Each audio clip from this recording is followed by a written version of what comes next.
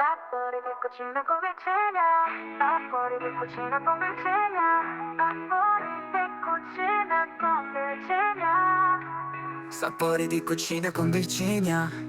Sapori di cucina con Virginia. La befana di notte, con le scarpe tutte rotte, in questo caso anche raffreddata. Ma voglio proporre una ricetta semplicissima e veloce. Con la pasta sfoglia andrò a fare una scopetta salata con la pasta sfoglia. Pochi ingredienti, velocissima da cucinare, 15 minuti. Incominciamo con gli ingredienti. Due rotoli di pasta sfoglia, paté d'olive, uno stracchino, delle lamelle di mandorla, se non avete la mandorla possiamo usare anche la mandorla intera, qualche filetto d'acciuga, pezzetti di mortadella o fondo di prosciutto, un uovo che andremo a sbattere per spennellare la scopetta salata. Iniziamo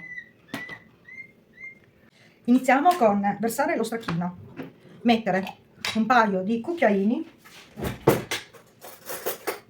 di paté di olive e andiamo a mischiare molto bene, a miscelare più che mischiare.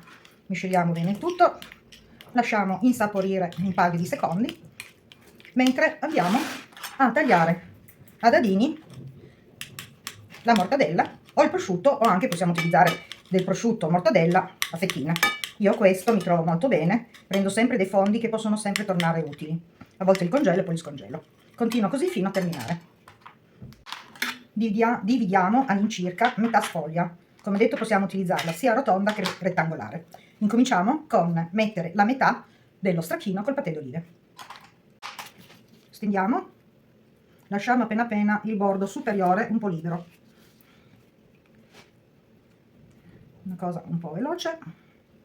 È velocissimo, avremo degli antipasti, aperitivo, stuzzichino, per le feste, per la befana, e volendo si può preparare poi anche in altri periodi.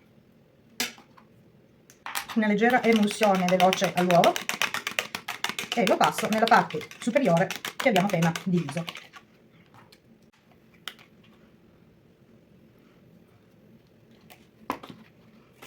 Solleviamo la pasta, la ripieghiamo a metà nel giusto bordo, viene proprio la metà.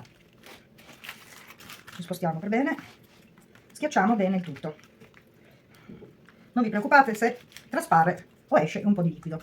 Adesso con una forbice o un coltello, come vi viene più comodo, facciamo delle striscioline fini fino a terminare tutto.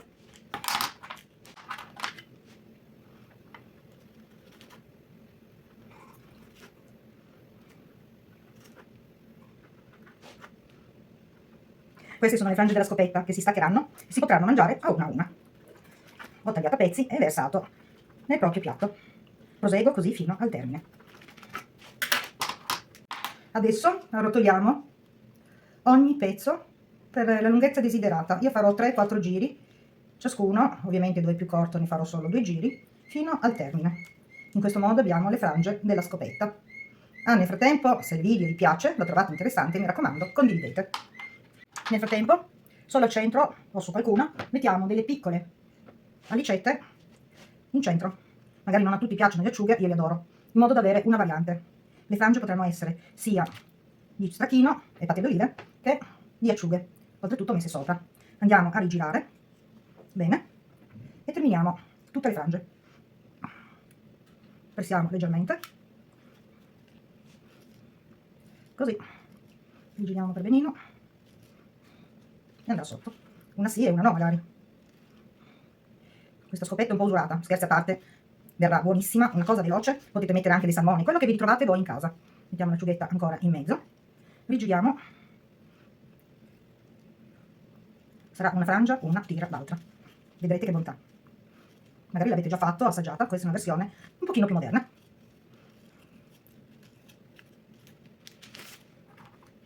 A questo punto le frange sono terminate, vado a preparare la parte superiore della scopetta.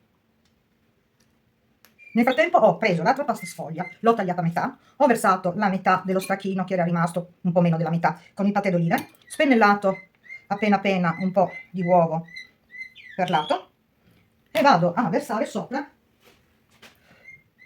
la mortadella a pezzettini o quello che abbiamo deciso di mettere. Ricordo che possiamo mettere anche salmone affumicato, quello che più vi piace, o delle zucchine grigliate, dipende se facciamo una versione vegetariana o una versione normale. Riempiamo bene e abbiamo un bel manico gonfio e tondo. Adesso uniamo per bene i laterali. Appiattiamo appena appena da distribuire bene l'affettato che abbiamo deciso di mettere. Schiacciamo, prendiamo ancora la punta della forchetta, lasciato di proposito ancora un po' di patè di olive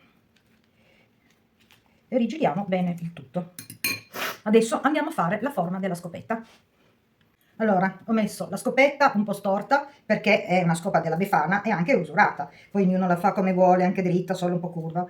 Spennigliamo anche nelle frange un po' di uovo, che prima non è stato fatto, un po' bene dappertutto. Ricordiamo che metteremo in forno già caldo a 170 per 10-15 minuti, fino a che la doratura è arrivata.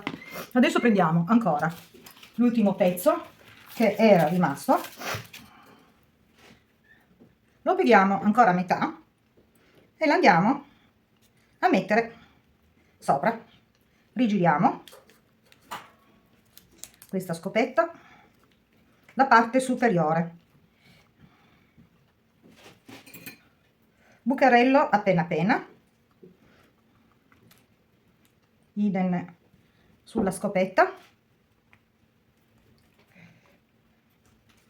verso ancora un po' di uovo,